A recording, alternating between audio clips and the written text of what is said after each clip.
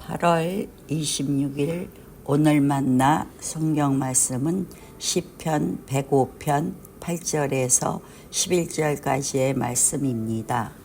그는 맺으신 언약을 영원히 기억하신다. 그가 허락하신 약속이 자손 수천대에 이루어지도록 기억하신다. 그것은 곧 아브라함과 맺으신 언약이요 이삭에게 하신 맹세요 야곱에게 세워주신 율례요 이스라엘에게 지켜주실 영원한 언약이다. 내가 이 가나안 땅을 너희에게 줄 것이다. 이것은 너희가 대대로 물려줄 기업이다 하고 말씀하셨다. 아멘. 오늘 만나로 만나주시는 하나님을 기대합니다. 예레미야 묵상은 지난주로 마무리되고 오늘부터 8월 말까지는 시편 105에서 106편을 함께 읽어나갑니다. 오늘은 그 시작인 시편 105편의 도입입니다. 시편 105편은 족장들로부터 이집트 해방, 가나안 정착까지의 이스라엘의 역사를 회고하면서 하나님의 언약의 신실하심과 구원의 원대하심을 고백하는 노래입니다. 오늘 함께 읽은 곳은 이스라엘 역사의 시작이자 언약의 출발인 위대한 세 명의 족장 아브라함, 이삭, 야곱에게 주신 말씀에 대한 회고입니다. 하나님은 족장들을 통해 세대와 세대를 넘어 그 후손에게 대대로 이어질 언약을 언급하십니다. 내가 이 가나안 땅을 너희에게 줄 것이다. 이것은 너희가 대대로 물려줄 기업이다. 족장들과 그 자손들 그리고 그 너머 수백 수천 세대에게로 이어지는 하나님의 언약이 가나안 땅과 관련된다는 점은 오늘을 살아가는 우리에게 적지 않은 고민과 과제를 안겨주는 것만 같습니다. 영원한 언약으로 특정된 바로 그 땅은 약 1년에 걸쳐 전쟁 중입니다. 팔레스타인의 이슬람주의 정당이자 군사조직인 하마스가 선전포고 없이 시작한 공격, 이른바 알-아크사 홍수작전을 시작으로 이스라엘의 대대적인 보복 군사행동과 또 그에 대한 거듭된 대응 역대응이 이어지며 이미 개전 초기에 제4차 중동전쟁을 아득히 뛰어넘는 사상자가 발생한 대규모 전면전으로 확대되었습니다. 2024년 8월을 기준으로 지금까지 이스라엘 측 사상자는 사망 약 1,500명, 부상 4,600여 명, 팔레스타인 측 사상자는 사망 약 42,000명, 부상 약 10만여 명으로 추산 중이며 그 수는 나날이 증가하고 있습니다. 이번 이스라엘 하마스 전쟁의 경우 양측에서 민간인 피해가 압도적으로 많은 것도 그 피해와 아픔의 범위를 헤아릴 수 없이 크게 만들고 있습니다. 서방의 많은 국가들은 알-아크사 홍수작전을 반인륜적 테러 행위로 규정하고 이스라엘과의 연대를 표해왔습니다. 분명 전쟁의 촉발점이 된 하마스의 알-아크사 홍수작전은 민간인을 대상으로 한 대규모 살상 공격이자 전쟁 범죄였기에 국제사회의 규탄이 마땅합니다.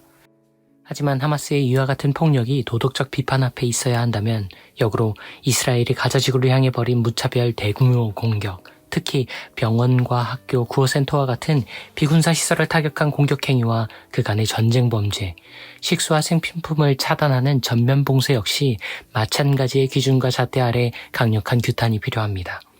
하지만 국제사회와 비아랍권 언론에서 일부의 예외를 제외하곤 하마스와 달리 이스라엘은 비판의 대상에서 벗어나 있거나 알려지지 않은 것이 현실입니다. 하마스 혹은 팔레스타인과 이스라엘을 대하는 태도의 이와 같은 불균형을 설명할 수 있는 다양한 배경들이 있습니다. 지정학적 이해관계, 인종적 친연성, 유적의 자본과 유력 인사의 무시할 수 없는 영향력, 홀로코스트의 참극에 대한 부채의식 등, 그리고 또 하나 무시할 수 없는 큰 요인 중 하나가 바로 유대 그리스도교의 세계관 공유로 인한 종교적 옹호입니다.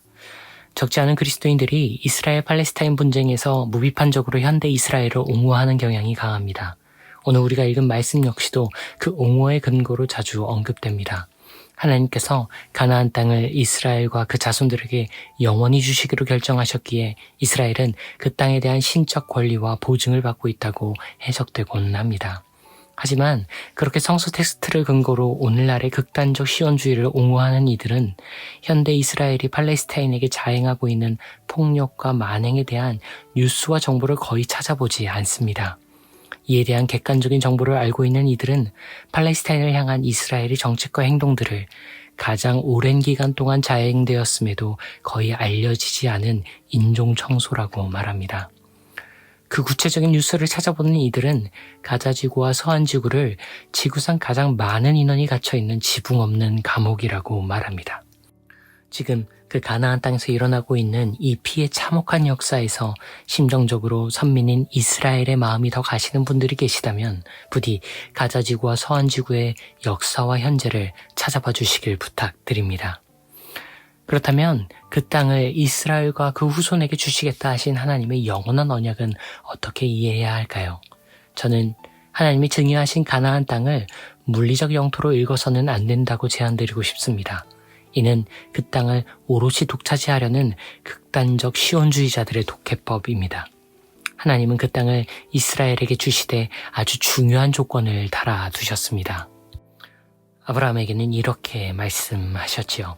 이 땅을 너와 내 자손들에게 주마. 그리고 너희는 모든 민족들이 누리는 복의 근원이자 원천이 되어야 한다. 모세와 이집트 해방 노예들에게는 이렇게 말씀하셨습니다. 이 땅을 너와 내 자손들에게 주마. 그리고 너희는 나를 섬기는 거룩한 민족, 나와 열방을 연결하는 제사장 나라가 되어야 한다. 하나님은 이스라엘에게 아무 조건 없이 그 땅을 일방 증여하신 것이 아닙니다. 그 땅은 만방의 복과 샬롬을 생산하는 이들에게 주어진 땅입니다. 그 땅은 거룩한 제사장 같은 국가와 민족에게 맡기신 땅입니다. 하나님이 이스라엘에게 약속하신 가나안 땅은 그래서 물리적 영토가 아닙니다. 오히려 그들이 받은 가나안 땅은 하나님의 사랑과 공의가 실현되는 구체적 시공간을 의미하는 언약적 영토입니다. 만약 가나안 땅이 물리적 영토로서 영원히 보장된 것이었다면 우리는 이스라엘 역사에서 그들이 왜 그토록 자주 또 왜 그토록 오래 그 땅을 상실했는지에 대해 설명할 길이 없습니다. 하지만 성서는 예언자들을 통해 한 목소리로 말합니다. 우리가 주 하나님의 사랑과 공의를 버렸기에 이 땅을 상실하였습니다.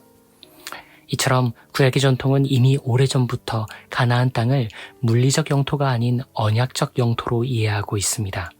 그리고 신약의 전통은 그 이해를 보다 선명하고 간결하게 정리하여 우리 주님의 음성으로 우리에게 들려주십니다.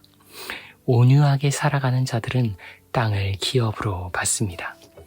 그러니 우리 이 말씀들을 끌어안고 다시 고민해 봅시다.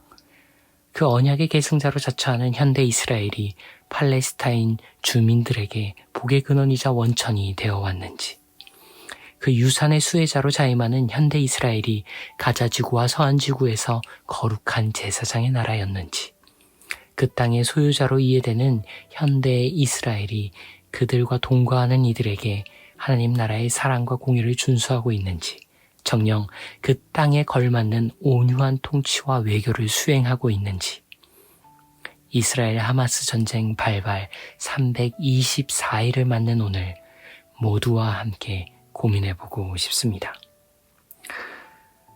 온 땅의 주인이신 주님, 모든 땅이 당신의 소유인 것을 알고 있습니다. 아브라함에게, 이삭에게, 야곱에게, 이스라엘에게 주신 땅들도 그러니 오롯이 당신의 소유입니다. 그리고 당신의 소유이기에 그 땅엔 당신의 샬롬이 절실히 필요합니다. 그 땅을 물리적 영토로 이해한 이들이 자행한 학살과 침탈의 역사가 멈추게 해주십시오. 지금의 이 기나긴 전쟁으로부터 모두를 건져내 주십시오. 가나안 땅이 언약의 영토로 회복될 그날을 소망하며 오늘 우리가 선 가나안 땅들 위해서 기도합니다. 오로지 온유함으로 온 땅을 홀로 소유하신 분, 그리스도 예수님 그 이름으로 기도합니다. 아멘. 이제 두 가지 제목으로 함께 기도합니다. 이스라엘 하마스 전쟁이 핥히고 있는 그 땅에 속히 샬롬이 이루어지기를, 이어서 온 지면을 나눠 가진 국가와 개인, 법인들이 물리적 소유자가 아닌 언약적 청지기가 되기를 기도하겠습니다. 기도하신 후에 개인의 기도로 경건을 이어갑니다.